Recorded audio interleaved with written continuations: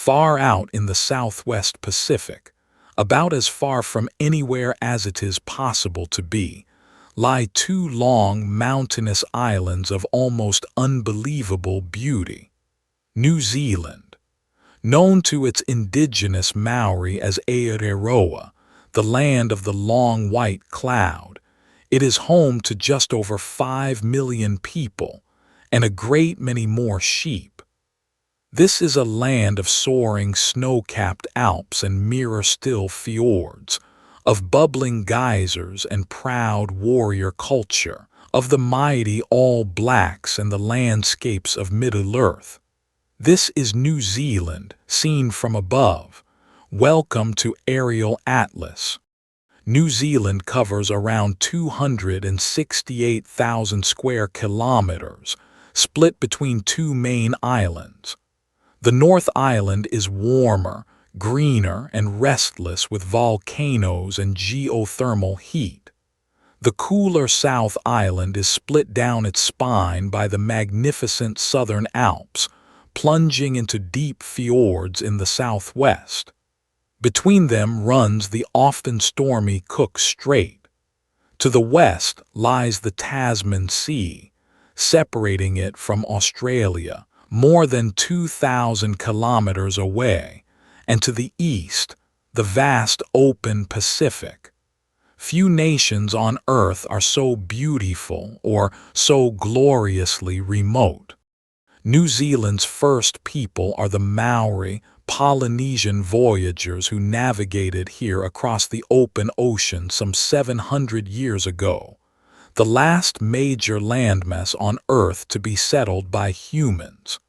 Their culture is the proud, beating heart of the nation, from the spine-tingling haka, the ceremonial war dance, to the carved meeting houses of the Māori. In 1840, Maori chiefs and the British Crown signed the Treaty of Waitangi, the founding document of modern New Zealand, and one still central to the nation's life today. The crown jewel of the country is the South Island, and its spine of the Southern Alps.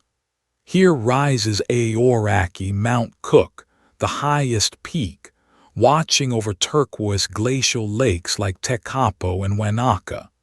Great rivers of ice, the Franz Joseph and Fox glaciers, tumble almost to the rainforest. And in the remote southwest lies Fiordland, where Milford Sound, a breathtaking fjord of sheer cliffs and cascading waterfalls, has been called the eighth wonder of the world. These landscapes are so spectacular that they became another world entirely. It was here that the director Peter Jackson filmed his epic Lord of the Rings and Hobbit movies, turning the whole of New Zealand into Middle-earth. Fans flocked to the rolling green hills of Hobbiton, while the country's mountains, forests and plains stood in for Mordor, Rohan and beyond. Today, New Zealand is a world-class hub of filmmaking and visual effects, its scenery still drawing storytellers from across the globe. The North Island holds a different kind of drama, raw geothermal power. At Rotorua, the earth hisses and bubbles with geysers, steaming hot springs and boiling pools of mud, all wrapped in the sharp scent of sulfur.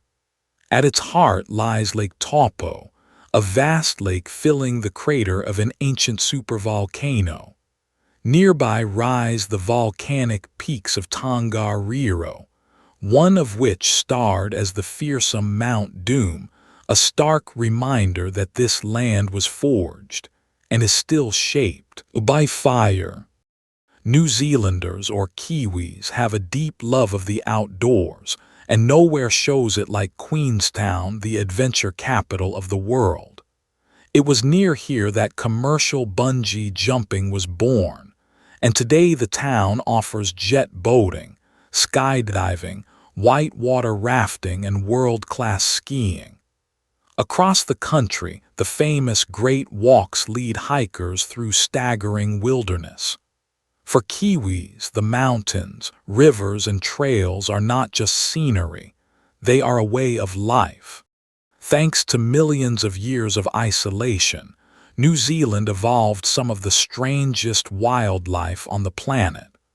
With almost no native land mammals, birds ruled, and many, with no predators to fear, simply gave up flying. The most beloved is the kiwi, the quirky, flightless national bird that gives the people their nickname. There is the cheeky key, the world's only alpine parrot, and rare penguins on the shore. Today, New Zealand fights hard to protect these living treasures from introduced pests. For all its wild beauty, New Zealand is also a great farming nation. And yes, the sheep really do outnumber the people by millions. This is a global powerhouse of lamb, wool, and especially dairy, its lush green pastures feeding the world. It produces crisp Sauvignon Blanc from Marlborough and fine Pinot Noir from central Otago, along with mountains of kiwifruit. That clean, green image is the country's pride, and one of its most valuable exports. Most New Zealanders live in the cities of the warmer north. Auckland, the largest, is a diverse, multicultural metropolis strung between two harbors, nicknamed the City of Sails. Windy Wellington, the capital, is a small, creative, cafe-loving city at the bottom of the North Island. This is a relaxed, progressive, and forward-thinking society. Famously, in 1893, New Zealand became the very first country in the world to grant women the right to vote. But if New Zealand has a true religion, it is rugby. The national team, the All Blacks, are quite simply the most successful team in the history of professional sport, their dominance the stuff of legend. Before every match they perform the haka, the fearsome Maori challenge, a spine-tingling sight watched around the world. Clad all in black, with the silver fern on their chest, multiple world champions. For many, the All Blacks are the very soul of the nation. And now, football is having its moment. The men's team, the All Whites, famously went unbeaten at the 2010 World Cup, drawing all 3 games. And in 2023, the country co-hosted a record-breaking Women's World Cup.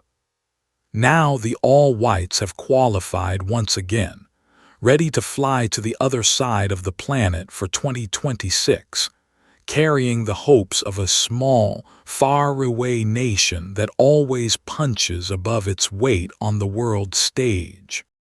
A remote pair of islands of fjords and volcanoes, of Maori warriors and Middle-earth, of Kiwis and the all-conquering All Blacks. That was New Zealand from above. If you enjoyed the journey, subscribe. Here on Aerial Atlas, we fly over a new country every day.